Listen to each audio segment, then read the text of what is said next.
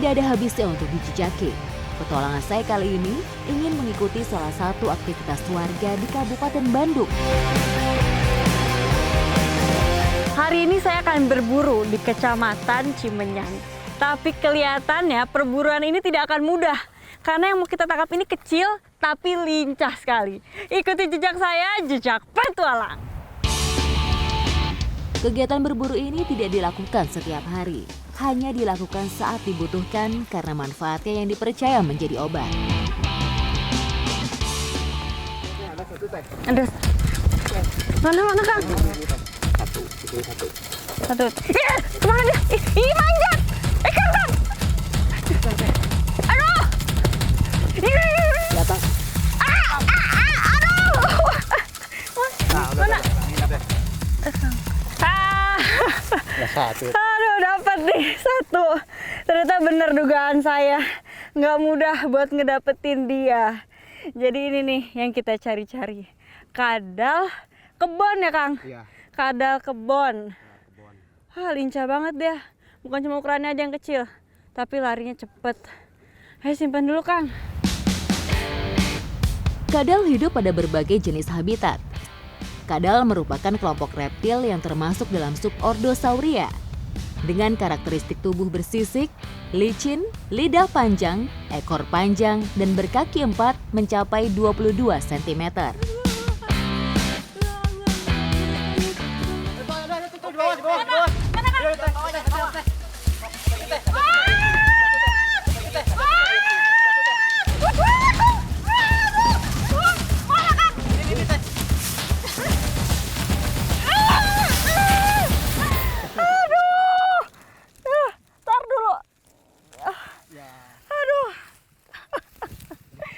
Benar-benar perjuangan buat dapat si kadal ini. Karena emang dia sukanya di tempat yang banyak rumput-rumputnya, baik di tempat yang terbuka maupun yang di bawah pepohonan. Aduh, saya sampai guling-guling demi kamu. Aduh, iya Kang. Ya, bergabung sama teman-teman kamu. Masuk. Iya, tutup Kang. Aduh. Cari lagi deh. Oke. Yuk. Baru 2. Kita baru dapat dikit, jadi kita mau cari lagi. Ini kira-kira aku bakal ketemu apa lagi nih, Kang? Kegesitannya membuat kami butuh usaha untuk mendapatkannya. Kesabaran juga diperlukan, karena tak jarang kadal lari dan menghilang dengan cepat. Reptil ini pandai memanjat pepohonan, tebing batu, atau bahkan dinding tembok yang tegak dan kasar hingga ketinggian sekitar 8-10 meter. Jadi biasanya kadal ini kalau pagi-pagi dia berjemur. Kalau siang dia nyari makan. Serangga ya makannya? Serangga. Kayak jangkrik gitu-gitu. Dan kalau malam biasanya tidurnya di bawah semak-semak atau rumput-rumput kering. Karena dipercaya khasiatnya untuk menyembuhkan berbagai macam penyakit, sebagian warga lantas mengkonsumsinya.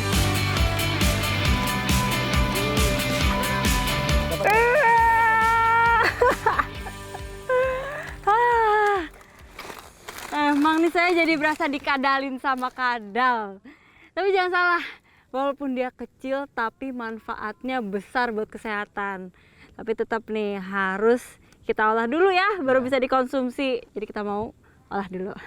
Ikuti jejak saya, jejak petualang.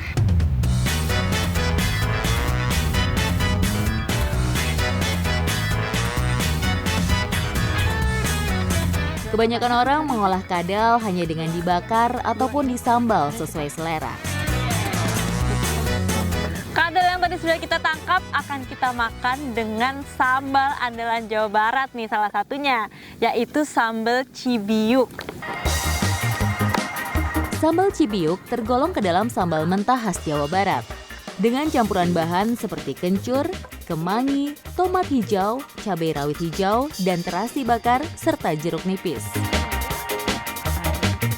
Ini sebelum dimasak, dagingnya dingin-dingin gimana gitu. Sebelum dibakar, kadal harus dibuang seluruh isi organ tubuh beserta sisiknya, panggang hingga kering.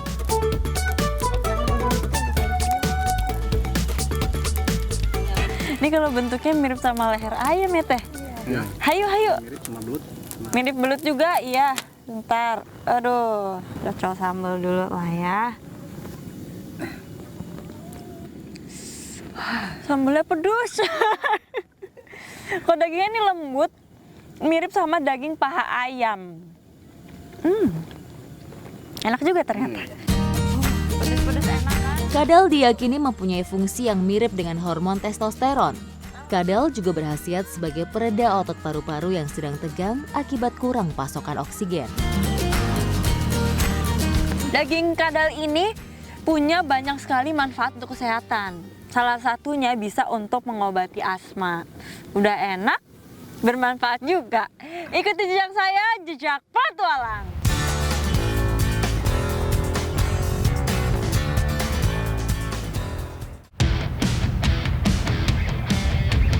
Kali ini saya akan mencari salah satu kayu khas Kalimantan yang banyak sekali kegunaannya.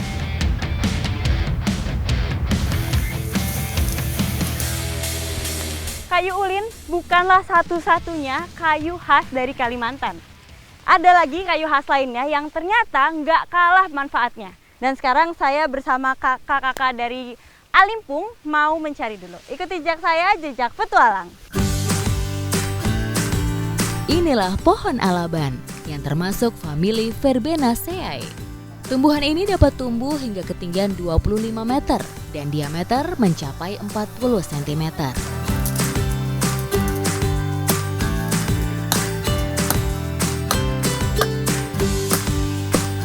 Kayu alaban ini emang keras, jadi orang tuh juga biasa bilang ini sebagai kayu besi, makanya harus berdua. Dan kita nggak bisa asal ambil kayunya, harus yang minimal itu 10 tahun untuk bisa diolah.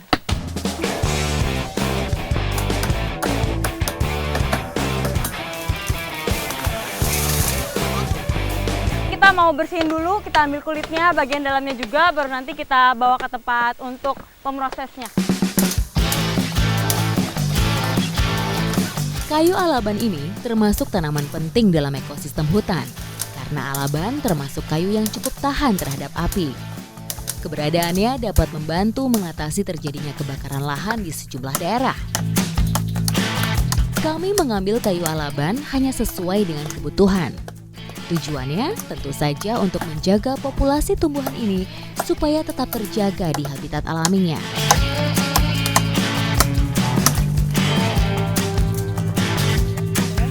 Kita udah dapat semua yang kita butuhin, mau langsung kita bawa ke tempat penyulingan. Ikuti jejak saya, jejak petualang.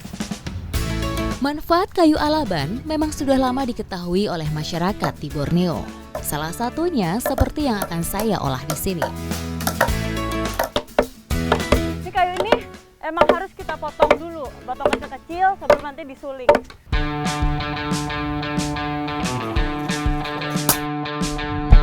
Kayu alaban akan diproses di mesin khusus pembakaran ini.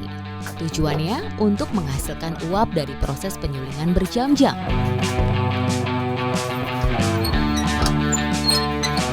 Ini karena kayu yang kita ambil basah butuh waktu lumayan lama nih, 1 jam. Dan sambil nunggu, saya mau olah dulu kulitnya. Bu, ini saya bawa kulit kayu.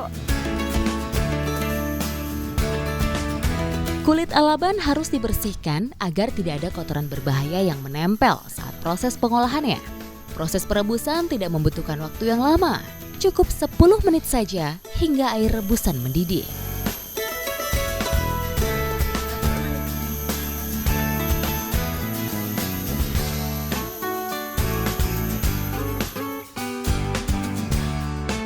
Saya kira ini bakal pahit, tapi ternyata ini nggak kayak kayu-kayu yang sudah pernah saya coba sebelumnya. Justru ini cenderung hambar, tapi tetap ada aroma kayunya itu tidak hilang, Bu.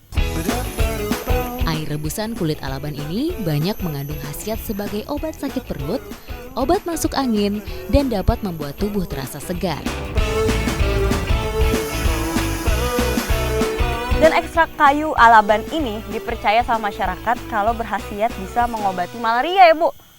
Tuh keren kan? Bu, ini saya udah habis, saya balik lagi ke tempat penyulingan ya. Setelah melewati proses penyulingan selama berjam-jam, asap cair dari kayu alaban sudah terkumpul cukup banyak. Nah, ini asap cairnya sudah jadi, mau langsung saya manfaatkan. Ikuti jejak saya, jejak petualang.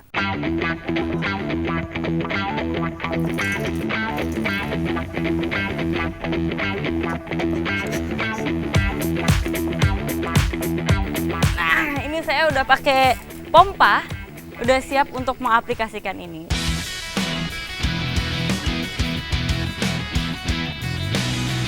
Asap cair merupakan suatu campuran larutan dan dispersi koloid dari uap asap kayu dalam air dibuat dari campuran senyawa murni. Yang namanya kandang ternak pasti mengeluarkan bau-bau yang kurang sedap.